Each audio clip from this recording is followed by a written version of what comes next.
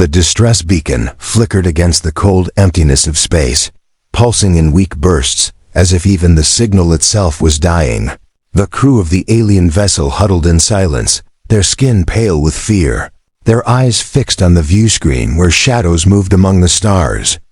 The Predator ship still lingered out there, circling them like a hungry beast.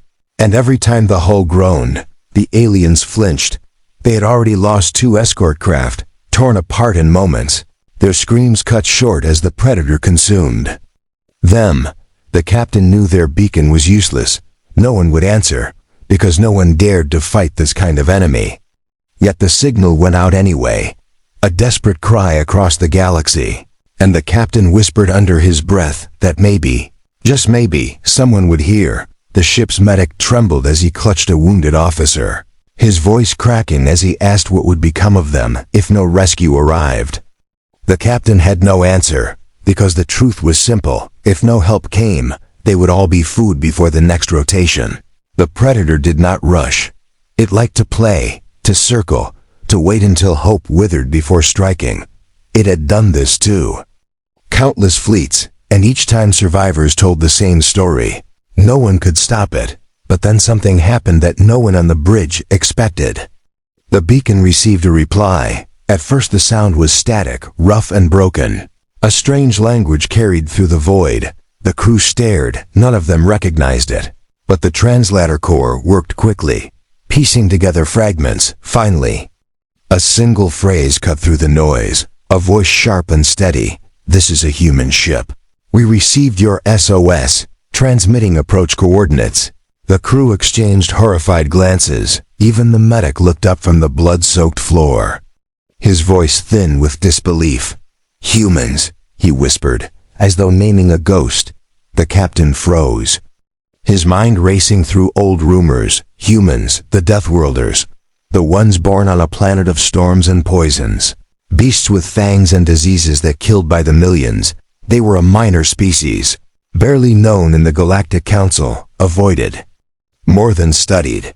But the whispers were always the same, that they thrived where no one else could, that they were shaped by pain into something unnatural.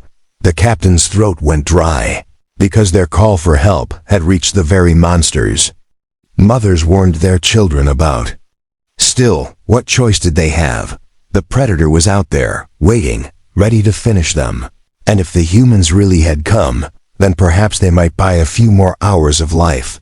The reply signal grew stronger, and soon a faint silhouette appeared on the scanner, a ship crawling toward them through the dark. It was small, patched with old metal. Nothing like the sleek warships the Council fleets used. The aliens scoffed at first, relief turning into doubt. This was no savior, this was a broken husk. But then the human voice returned, calm and unshaken. "Hold position, we're coming." Aboard, the alien crew erupted in protest, their voices rising in fear. "Captain, we cannot let them inside. They are dangerous. They are not like us," one cried. "They will kill us before the Predator even strikes," another hissed. But the captain raised a trembling hand, his words low but certain. "Better a monster inside than the Predator outside." The docking clamps locked with a metallic groan. The airlock hissed, and the aliens held their breath. Out of the mist stepped figures unlike any they had ever seen. Humans, tall and scarred, wrapped in strange armor scratched and dented from battles untold. Their eyes scanned everything with the calm sharpness of predators, yet their movements carried no fear.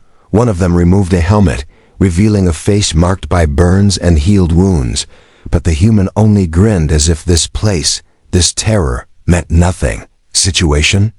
the human leader asked through the translator core. The captain swallowed hard and explained, his voice breaking as he described the Predator circling their ship. The human listened, nodding slowly, then simply said, "Good, let's hunt it." The crew stared in disbelief. The medic even laughed nervously. "You do not understand. This is no simple foe. It has destroyed fleets 10 times the size of your ship." But the human only tilted his head and asked, "And?" The aliens did not know how to answer, because the human's question was not filled with doubt, but with absolute certainty that size meant nothing. The crew whispered among themselves, fear rising again. They had called Deathworlders, and Deathworlders had come. The Predator struck before more words could be exchanged, its shadow blotting out the stars as it descended on them. The ship trembled under the impact, alarms blared, bulkheads screamed under pressure. The aliens panicked, rushing to controls, shouting over each other. But the humans did not move with fear. They moved with purpose. The leader barked short commands, his soldiers spreading through the ship, taking positions as if they had done this 1,000 times. The aliens watched in shock as one human calmly lit a crude torch. Another strapped explosives onto the walls, and another dragged heavy crates to block doors. It was chaos, yet it was organized, each action strange but deliberate. When the Predator breached the outer hull, tearing through with claws the size of towers, the aliens screamed, but the humans only smiled. They ran straight toward the monster, weapons blazing. Not sleek plasma rifles but brutal projectile guns that thundered like storms. The Predator roared, a sound that shook the bones of every living thing on the ship. The aliens collapsed, covering their ears, trembling in terror. But the humans roared back, a sound just as fierce. The battle that followed was madness. The Predator slashed and burned, tearing apart decks. But the humans never retreated. One was flung into the fire, yet even as his body burned, he fired. Until his weapon melted, another jammed explosives into the Predator's wound. Laughing as he was thrown aside, the aliens had never seen such fury, never seen living beings who refused to die quietly. Minutes passed like hours, and finally the Predator reeled back, wounded, shrieking into the void as it tore itself free from the hull and fled into the darkness. The ship was broken, fires burned across the decks, bodies lay scattered, but the humans stood alive, breathing hard, eyes shining with a wild light. The alien crew stared at them in stunned silence, too shaken even to cheer. The captain stepped forward, his voice shaking. "You fought it, you survived. No one survives it." The human wiped blood from his face and shrugged. "It bleeds, so it dies," the medic whispered again. "Deathworlders," his voice filled with both awe and dread, because in that moment, every alien on the ship realized the truth. They had not been saved by allies. They had been saved by something far worse. They had invited predators into their ship, and those predators walked on two legs, spoke with calm voices, and smiled in the face of death. The beacon had called for help, and humanity had answered, and already the aliens regretted it. Smoke still clung to the corridors as the humans moved with steady steps, their boots leaving prints through the ash. The alien crew followed at a distance, whispering among themselves, their fear now mixed with confusion. The Predator had fled, something no one had ever seen before, yet the humans acted as though it were nothing special. They patched holes with crude tools, dragged corpses aside with silent respect, and moved through the wreckage like people walking through familiar ruins. It was as if destruction was their natural environment. The captain tried to approach the human leader, but each time he looked into those steady eyes, the words died in his throat. Instead, it was the medic who spoke first, his voice unsteady. "Why do you fight like that?" Without fear, without hesitation, the human tilted his head, as though the question was strange, and finally answered, "Because fear wastes time." The medic flinched, not from the words, but from the simplicity of them, as if life and death were that obvious to a human. One of the younger aliens dared to ask, "What kind of world raises you to do this?" The humans glanced at each other, sharing grim smiles. "Our world," the leader said, his voice flat, "is a place where everything wants to kill you. Storms tear cities apart, beasts hunt in packs, diseases crawl in the air. Survival is not a choice. It is the only way to live." The aliens shivered, because even imagining such a world was painful. One whispered, "No wonder they are like this." The humans gathered their gear, and the leader announced, "The Predator is wounded, but it will return. And next time it will adapt, if you want." To survive, you follow us. The captain tried to protest. You cannot command my ship. This is alien territory. But the human cut him off with a stare that pierced deeper than any words. You called for help, we answered, if you want. To live, you follow. And just like that, the command of the ship shifted. Not by force, but by presence. Hours passed, the crew repairing what they could. But the fear never left. Every groan of the hull felt like claws returning. Every flicker of shadow like a predator's shape. But the humans remained calm, sharpening blades, checking their weapons, humming strange songs under their breath. The medic watched them and whispered to the captain, "They are not soldiers. They are something else, something born for this." The captain only nodded, because he too could feel it. The predator returned, but not in the same form. It had learned, shifting its shape, hardening its armor, cloaking itself against the scanners. The alien crew panicked when the sensors failed to detect it, but the humans only smirked. "Good," one muttered. "Let it think it's clever." They moved to the airlock, carrying strange bundles, ropes, hooks, and nets woven from wires. The aliens stared in disbelief. "You cannot face it outside. You will be torn apart." But the humans only said, "That's the point." The airlock opened, and the void swallowed them. The aliens rushed to the view screens. Their breaths caught in their throats as they watched the humans drift into open space. No formation, no neat patterns, just scattered figures moving like hunters through a forest of stars. The predator lunged from the shadows, its jaws wide. But the humans did not flee. They hooked themselves to its body, climbing across its armored skin as if it were nothing more than a beast of their world. Gunfire lit the darkness. Explosions burst across its scales, and the humans clung on like parasites, refusing to let go.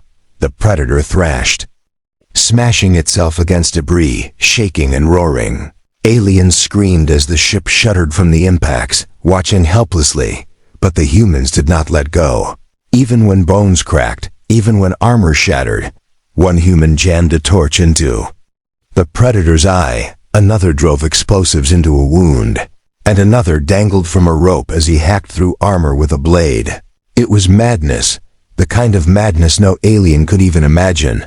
Finally, the predator screeched and pulled away, bleeding trails of glowing fluid into space. The humans drifted back toward the alien ship, dragging each other, half-conscious but alive. When they re-entered the airlock, they laughed.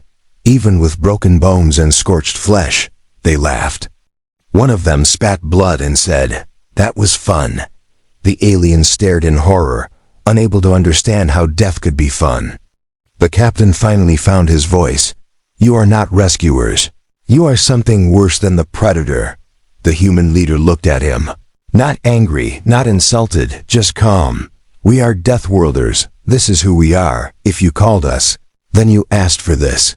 The words chilled the crew, because they realized the truth.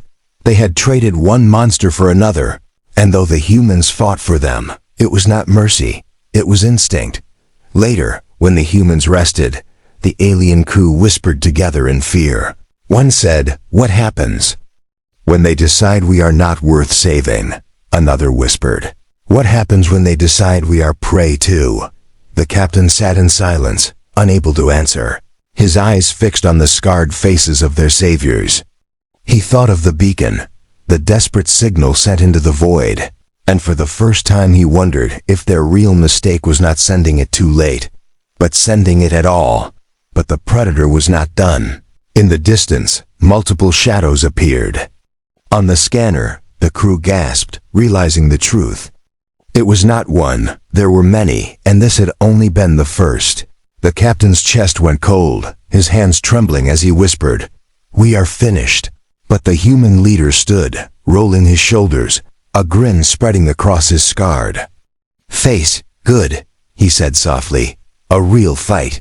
The aliens collapsed in despair, but the humans prepared their weapons again. Their eyes gleamed with that strange fire, the fire of those who had never known peace. And as the predator fleet closed in, the aliens realized with crushing certainty they had not been saved. They had been dragged into a nightmare they could not escape, and at the center of it stood the humans, calm, fearless, and smiling in the face of extinction. The first impact shook the ship so violently that panels ripped from the ceiling. Sparks rained across the bridge as alien crew members screamed. Clutching their stations, through the view screen, the truth burned bright. 3 Predator vessels had surrounded them, their massive forms blotting out the stars.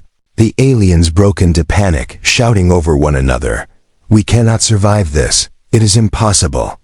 Nothing lives through 3, but the humans were already moving, their calm cutting through the chaos like a knife. "Seal every bulkhead," the human leader ordered, his voice flat. "Bleed air into the outer corridors. I want the ship unfriendly for anything that breaks inside," the alien captain stammered. "But we will suffocate. We need those sections." The human cut him off. "You called us. Now listen, or die screaming." The words carried no rage, no pride. Just the certainty of someone who had walked through death too many times. The alien captain shut his mouth, his body trembling, and obeyed. The Predators struck again. Talons raking across the hull, one tore into the ventral decks, spilling open a gash that exposed half a corridor to the void. The aliens cried out in terror, but the humans rushed toward the breach. Not away, strapping themselves with lines. They hurled crude charges into the gaping wound. The explosion tore through the Predators' tendrils, severing them before they could pull the ship apart. The humans returned, blood streaking there. "Armor, but still alive on the bridge," the medic whispered. "They fight like they do not value their lives." The human nearest him, a scarred woman with one eye clouded, turned and answered, "We value survival more than comfort. That is why we are still here." Her voice was not cruel, but it left the medic shaking. The humans looked half broken, yet every wound only seemed to sharpen them. The Predators changed tactics, slamming their bodies into the hull. The ship rocked as if caught in a storm, fires spreading through the decks. The aliens wailed, "We cannot withstand this." But the humans grinned. "Good, let them come close." They dragged barrels of fuel into the engineering section, rigging them with detonators. The aliens gasped, "You will destroy us all." The humans only replied, "No, we'll destroy them first." The Predators pierced through at last, spilling into the corridors in writhing forms of claws and teeth. The aliens shrieked, scrambling back, but the humans charged forward. Bullets thundered, knives flashed, fire poured from torches. The Predators screeched as flesh burned, as steel tore into them. One alien collapsed, sobbing as he watched a human tackle a Predator larger than a transport, driving blade after blade into its skull. The Predator ripped into the human's chest, tearing armor apart, but still the human laughed, choking blood until the creature went limp. The alien captain covered his mouth in horror. "They are insane." The medic whispered, "Not insane, adapted," and in that moment, every alien realized that the Predators outside were not the only danger inside this ship. The Deathworlders fought like Predators themselves, and even as the enemy fell back, the aliens felt no relief, only a new fear. Another explosion shook the ship, this one from within. The Predators had breached engineering, tearing into the fuel systems. The humans rushed, shouting for the aliens to seal the doors behind them. The captain hesitated. "But you will be trapped," the human leader snapped. "Seal it now." The doors clanged shut, and silence followed. The aliens stood frozen, staring at the sealed bulkhead, knowing they had just entombed their rescuers. Then came the thunder. The entire engineering section erupted in fire. A blast that tore a Predator vessel in half. Chunks of burning wreckage spun into the void, lighting the darkness with alien screams. The aliens on the bridge gasped, tears of shock streaking their faces. The sealed doors finally hissed open, and the humans staggered out, scorched and bleeding, but still alive. The leader's grin was bloody, his teeth red. One down. Aliens recoiled, some whispering prayers, others pressing against walls, as if to hide from the humans. The captain forced himself to step forward, his voice cracking. "You destroyed half the ship to kill one predator." The human leader leaned close, his breath hot and foul. "That's what survival looks like, Captain." The words struck harder than the blast.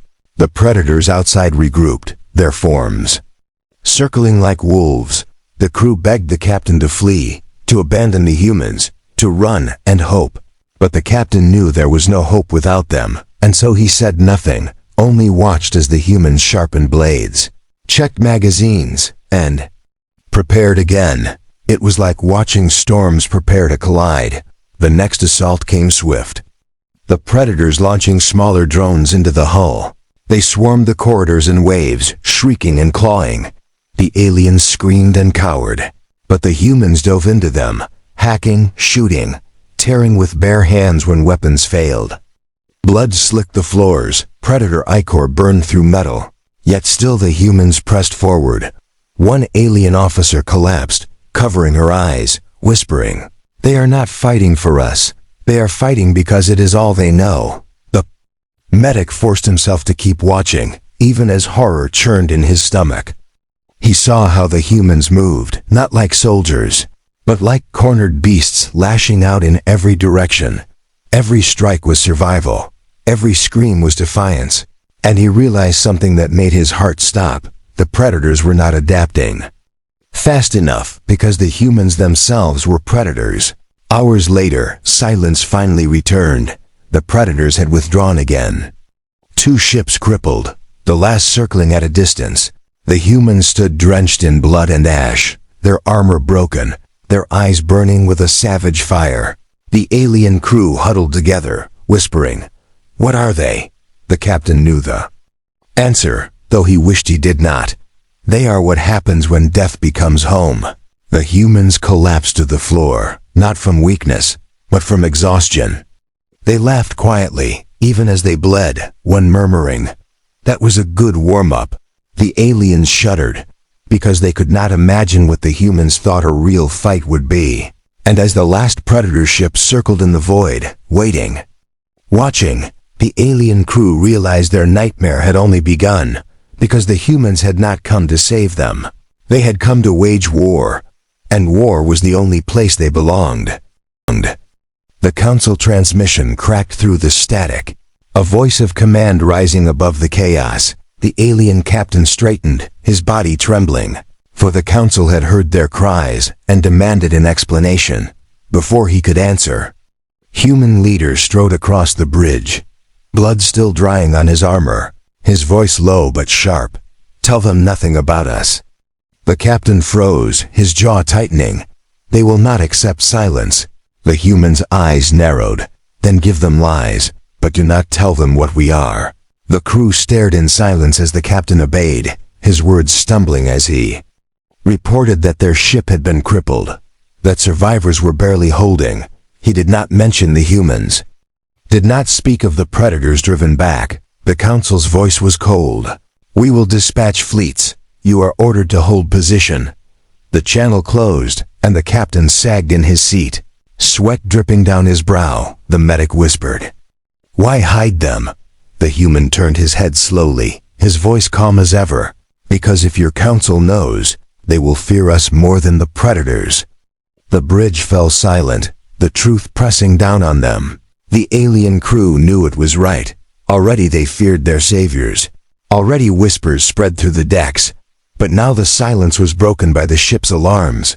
The predator was not retreating, it was gathering. Dozens of smaller signatures bloomed across the scanner, each one a shard of the larger beast. The crew gasped. "It is splitting, multiplying." The human leader's grin spread, sharp and unsettling. "Good. Easier to kill piece by piece." The aliens shrank back, horrified by the madness in his voice. The humans moved quickly, scavenging what little remained, stripping pipes, breaking down consoles for wires and fuel. The crew begged them to stop. "You are tearing apart what keeps us alive." The humans answered with cold certainty, "Your ship is already dead, but we can use its bones to kill." When the predators struck again, the humans were waiting. The corridors were turned into traps. Wires strung with jagged shards, fuel leaking in pools, doorways sealed with crude charges. The aliens watched in terror as the predators entered, shrieking and tearing, only to be sliced apart by wires. Burned by sudden fire, or blown apart by explosives, the humans fought not with clean weapons, but with brutality. Turning every corner into a killing ground, the aliens covered their faces. Unable to bear the sight of creatures burned alive, their screams echoing. But the humans never flinched. One predator tore into the bridge itself, its claws smashing consoles, its jaws dripping acid. The crew screamed, scrambling back, but before it could strike, one human lunged, driving a broken steel rod into its throat. The predator shrieked, thrashing violently, acid burning across the floor, yet the human clung tighter. Screaming with laughter as the beast collapsed, the alien stared at him in horror, his body steaming, flesh burning, yet his grin never faltered. The medic whispered, "They do not fear pain, they use it." When the predators finally withdrew, the ship was half destroyed, fires smoldering in every corridor. The crew sobbed, exhausted, but the humans only leaned against the walls, wiping blood from their eyes. One muttered, "They're learning." The alien captain found his courage and snapped, "You treat this like a game, like it is joy to you." The human leader stepped close, his shadow falling over the captain, his voice low. "You think this is joy, Captain, but this is survival. We were born in it, raised in it, and we will die in it. Everything else is weakness." The words silenced the bridge. The aliens realized there was no convincing the humans. No asking them to soften, no pleading for mercy. They had called predators to fight predators, and now they were trapped between them. Hours later, the Council fleet arrived. Dozens of shining warships filled the void, their polished hulls gleaming. With the authority of the Great Council, the crew cheered weakly, thinking salvation had finally come. But the humans only sneered. Too slow. The fleet demanded answers. Demanded to know how the damaged alien ship had lasted this long. The captain tried to speak, but the humans cut the transmission, their hands firm on the controls. The alien crew gasped, "They will kill us for this." The human leaders' grin remained. "Let them try. You'll see what Deathworlders do when cornered." Before the council could act, the predator returned, this time in force. The fleet unleashed its fire, beams and missiles tearing into the swarm. But the predators adapted, weaving between blasts, crashing into hulls, tearing ships apart. The aliens watched in horror as their mighty fleet crumbled within minutes, their polished warships shredded like paper. The crew wailed, "Even the council cannot stop them." The humans leaned forward, their eyes burning. "Then we show them how." The humans launched from the airlock in pods cobbled together from wreckage. The aliens screamed that it was suicide, but the humans ignored them, hurling themselves into the predator swarm. Explosions lit the void as the pods detonated against predator hides, spraying fire and shrapnel. From the wreckage, humans climbed out, dragging themselves across monsters, stabbing, shooting, planting bombs. The council ships faltered, watching the madness unfold. The alien captain whispered, "They are not soldiers. They are nightmares." One by one, predator vessels broke apart, burning across the stars. The humans fought until their blood stained the void, until their bodies were shredded, yet still they clung on. The alien crew pressed their foreheads to the glass, unable to look away, horrified and awed all at once. The medic whispered, "If they can do this to the predators, what could they do to us?" No one answered, because the truth was already in their hearts. At last the predators withdrew again, their swarm broken, the void littered with fire and corpses. The council ships hailed the alien vessel once more, demanding an explanation. The captain opened his mouth, but the human leader placed a hand on his shoulder, shaking his head. "Tell them it was luck," he said softly. "Tell them the predators fled by chance. Never speak of us." The captain's throat tightened. "But why?" The human's eyes glowed with a fierce light. "Because your galaxy isn't ready for us. The aliens fell into silence, every breath heavy with fear. They had called for help. And help had come, but not salvation. They had unleashed something far worse. And as the humans stood there, bloodied and smiling, the aliens realized the galaxy itself might never recover from the day Deathworlders answered an SOS. The first human body was carried back through the airlock, burned beyond recognition. The alien crew gasped, covering their mouths, for they had never seen beings fight until nothing was left of them. The humans did not mourn loudly, did not wail or break down. They stood silently around the body, each one lowering their head. One muttered softly, "He died the way we all expect to." And then they moved on as if it were nothing more than another duty. The aliens shivered, because where they saw tragedy, the humans saw routine. The predator swarm gathered again, its numbers blackening the stars. The council ships were in disarray, captains screaming orders that no longer mattered, their fleets cut apart by creatures that learned faster than machines. The alien crew on the broken vessel begged, "We must run, we must flee into the void, there is no hope." But the human leader turned, his voice low and certain. "You cannot run from hunger. You kill it, or it follows forever." The words sank deep into their bones, heavier than any order from their council. The humans moved quickly, setting charges inside the ship, rerouting power, carving weapons from what little remained. One of the younger aliens cried, "Stop, you will tear apart what is left of our vessel." The humans ignored him, their hands steady as they prepared for the next wave.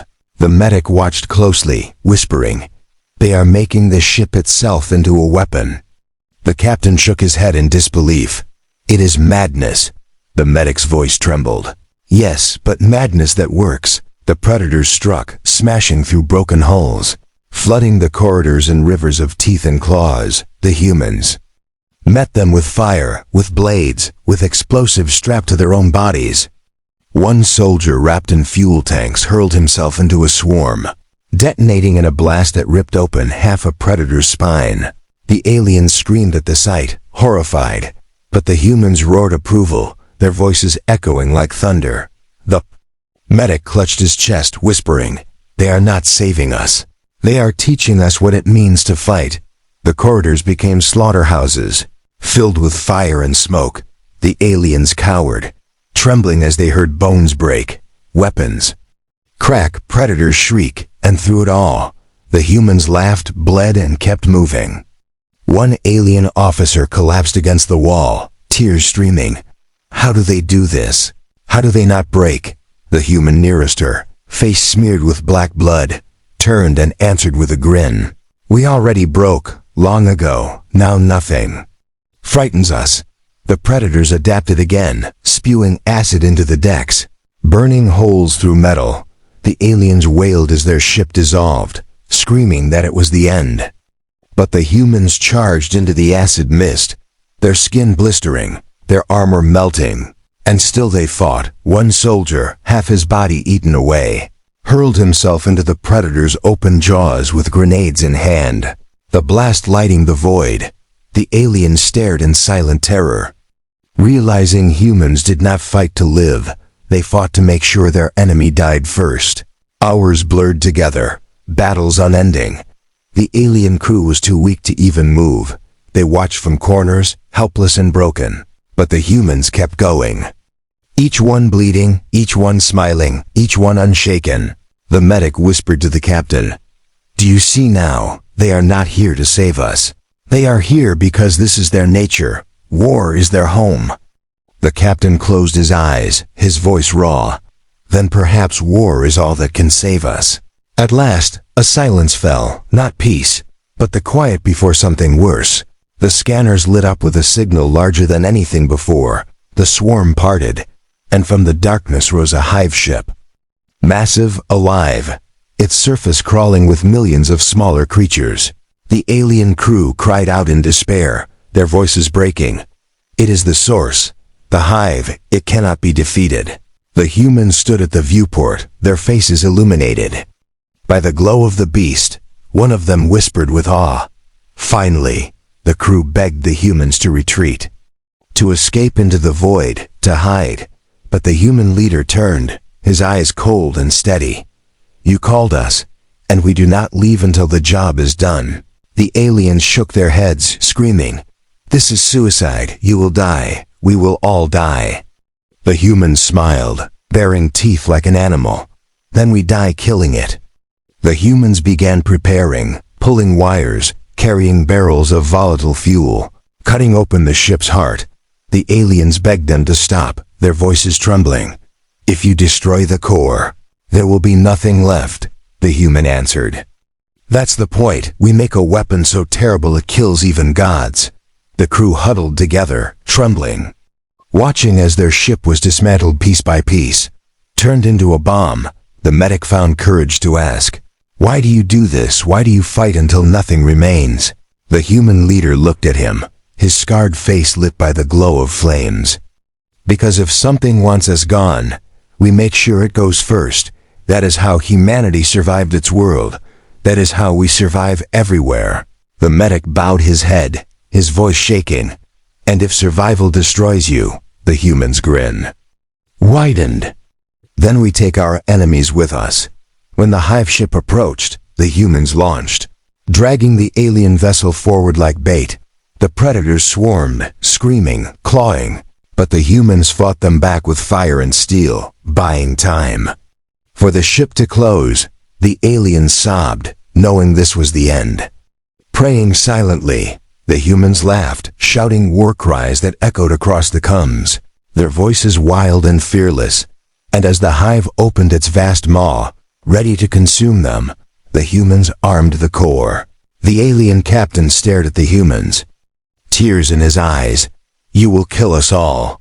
The human leader's voice was steady, almost gentle. "Better than being eaten." And with that, the charge was set, the core glowing brighter, the ship screaming as it tore itself apart. The last thing the aliens saw before the blast was the humans standing tall, weapons raised, smiling in the face of annihilation. Then light consumed everything. The light faded, but the hive did not die. The alien crew gasped as the view screen cleared, revealing the massive beast still intact, its outer shell blackened but unbroken. Debris floated everywhere, twisted fragments of ships, burning bodies. Drifting across the void, the alien vessel itself was a skeleton, half its decks torn away, atmosphere bleeding out in streams of fire. The captain fell to his knees, whispering, "It survived, even that did not kill it." The humans staggered through the smoke-filled corridors, their armor melted, their bodies scorched, yet their eyes burned brighter than ever. One coughed blood onto the floor, then smiled. With broken teeth, "Now we know how tough it really is." The aliens stared at him, trembling, unable to understand how a creature so close to death could laugh. The medic whispered, "They are not saving us. They are testing themselves against the impossible." The hive stirred, its massive body splitting open, releasing thousands of fresh swarms. The aliens screamed in despair, their voices cracking. "It is endless. It will never stop." The human leader wiped ash from his face, his voice calm. "Everything dies. It only takes the right cut," the crew wailed. "There is no cut deep enough." The human's grin widened. "Then we cut until there is." The humans scavenged what little remained, dragging jagged metal beams, wiring explosives from broken consoles. The aliens cried out, "There is nothing left to fight with." The humans ignored them, sharpening steel into blades, fashioning bombs from scraps. One of the soldiers bound his bleeding arm with fuel-soaked cloth, then lit it on fire as he charged into the swarm, turning himself into a torch that burned everything he touched. The aliens shrieked in horror as his body vanished in flame, but the humans roared approval. To them, sacrifice was not tragedy, it was strategy. The predators poured into the corridors again, screeching and slashing.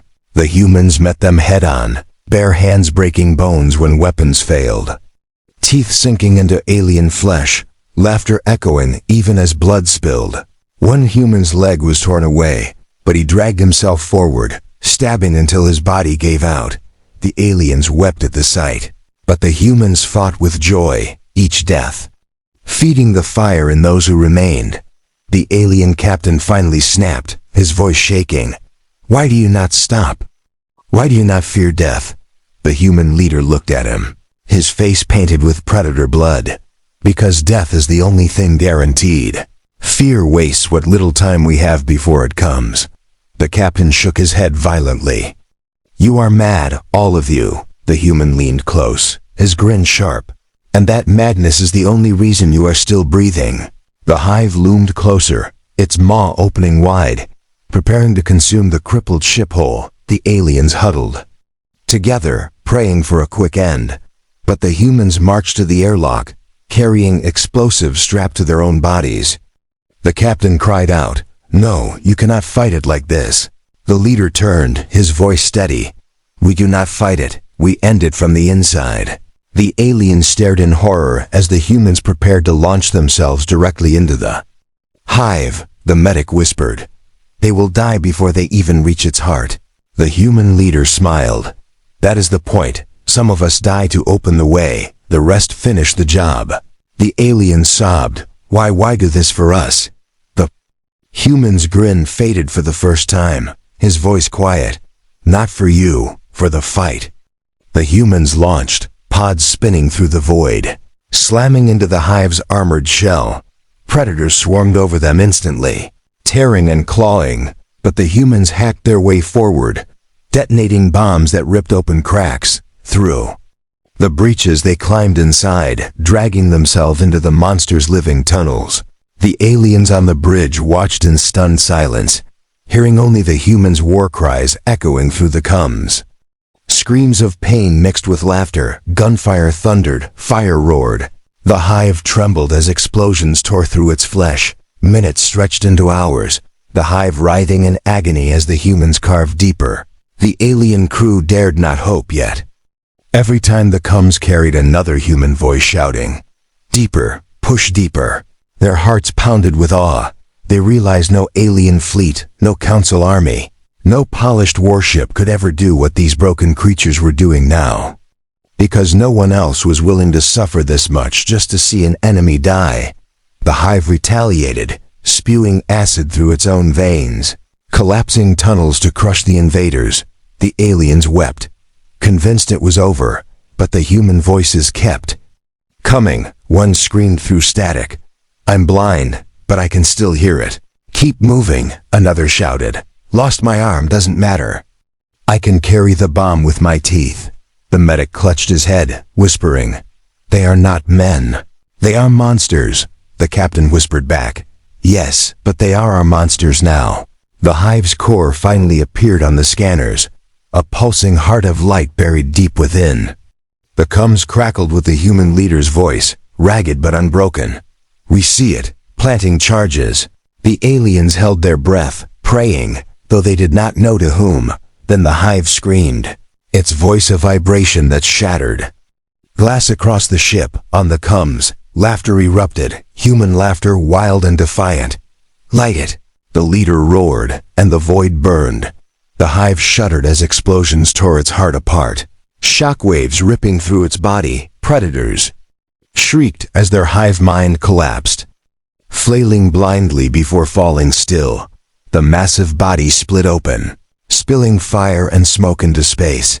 The aliens on the bridge fell to their knees, tears streaming. "It is over, it is over." But the human voices on the comms were silent.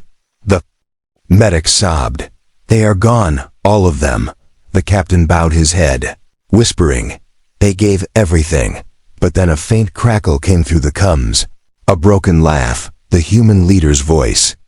Ragged and weak, "Not all, not yet." Through the burning wreckage, a handful of human pods drifted back. Inside, scarred survivors gasped for breath.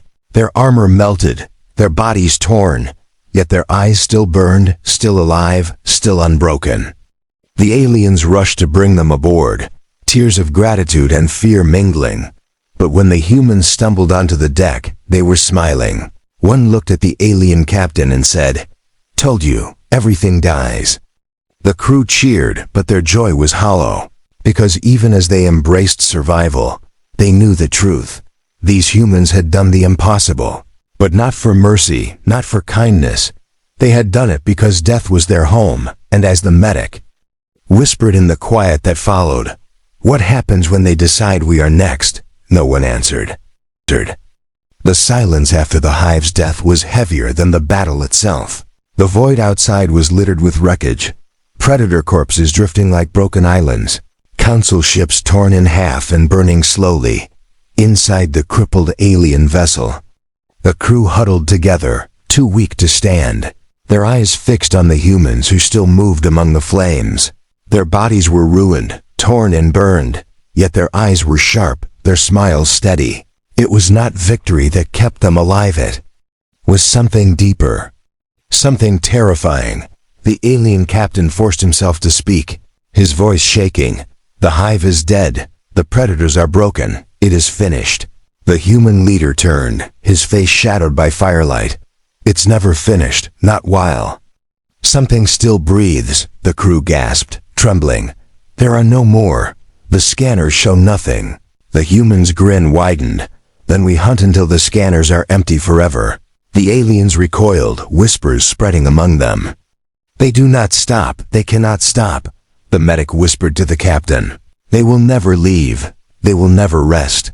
The captain felt the weight of truth pressing down. For humanity had not come as saviors, they had come as predators, answering a challenge, and now that the galaxy had shown itself, they would not go back into silence. The council fleet was nearly gone. Only a handful of battered ships drifting aimlessly. They hailed the alien vessel, voices breaking through. "Static, report, who remains, what happened?" The captain hesitated, his throat dry.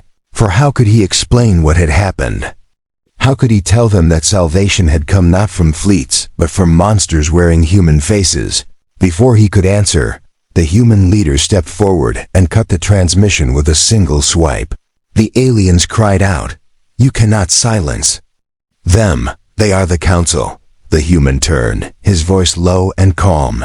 "You think your council commands the stars, but out there, survival is the only law. And we are the only ones who obey it." The crew froze, realizing in that instant that the humans were not just soldiers, they were a force. Not armies, not fleets, but something worse, something unstoppable because they did not know peace. The medic clutched his chest, whispering, "What have we brought upon ourselves?" The humans began repairing what little they could, stripping the council wreckage, pulling weapons, wiring explosives. The aliens watched in horror as their ship became less a vessel and more a fortress, a moving scar across the void. One alien officer screamed, "You cannot stay here. The war is over. It must be over." The human nearest her, his body stitched with burns, turned and smiled. "Wars never end. They just wait for the next fool to start them." The hive's death echoed through the galaxy, signals racing faster. Then light. Every species would know. Every world would hear predators had fallen. But not to the council, not to fleets, not to unity. They had fallen to the Deathworlders, to the humans. The aliens on board realized what that meant. That their desperate SOS had not only saved them, but unleashed a new terror across the stars. For the galaxy had seen its monsters, and they were smiling men and women from a cursed blue world. The captain gathered his strength and confronted the human leader, his voice raw. "You cannot stay. You cannot spread. You will destroy everything." The human leaned close, his eyes burning. "Then you should not have called us." The captain's body trembled, for there was no answer. No defense, only the heavy weight of his own mistake. The survivors drifted for days, moving through the graveyard of wreckage. The humans grew stronger. Even wounded, even half dead, they sharpened blades, prepared traps, whispered strategies for battles yet to come. The aliens grew quieter, shrinking into corners, avoiding their eyes. Every laugh from the humans sent shivers down their spines. Every scar another reminder that they had not been rescued. They had been claimed. When food ran low, the humans were the first to volunteer. To starve, yet they never weakened. When air thinned, they ripped apart predators' corpses for anything useful. breathing through filters reeking of death. The aliens gagged and fainted, but the humans thrived. Their bodies bent and broken, but still moving forward. The medic whispered in awe and fear. They cannot be killed by hunger, by poison, by despair. They endure everything. At last another council fleet arrived, larger, stronger, bristling. With weapons, they surrounded the broken alien ship, demanding answers, demanding control. The alien crew wept, begging for mercy, thinking salvation had finally come. But the humans walked to the viewport, their faces calm, their voices steady. "Let them come," one muttered. "Let them see what we are," the council transmitted. Again, "Identify yourselves, surrender your vessel, or we will fire." The alien captain's hands shook. His eyes darting to the humans, the human leader stepped forward, seizing the comms, his voice carrying like a blade. "This is humanity. You asked for saviors, but you called predators. You sent an SOS, and we answered." The council went silent, shocked by the words. The alien crew collapsed in despair, whispering, "They will destroy us all now." But the humans only grinned, their weapons ready, their scars glowing in the dim light. They did not fear the council's fire, did not beg, did not surrender. They stood like storms waiting to break. The alien captain finally understood the truth. His voice hollow. "The galaxy is not ready for you." The human leader met his gaze, smiling. "Then it will learn." The silence stretched, fleets staring down monsters. The alien crew huddled together, trembling, caught between the predators they had feared and the predators they had unleashed. And in that moment, they knew the galaxy's fate had already changed forever, because when they sent their beacon into the void, they thought they were calling for help, but what had arrived was not salvation, it was humanity. And humanity never answered with mercy, only with war. The stars burned quietly as the humans prepared, and the aliens realized the greatest mistake of their lives was not sending the beacon too late, it was sending it at all.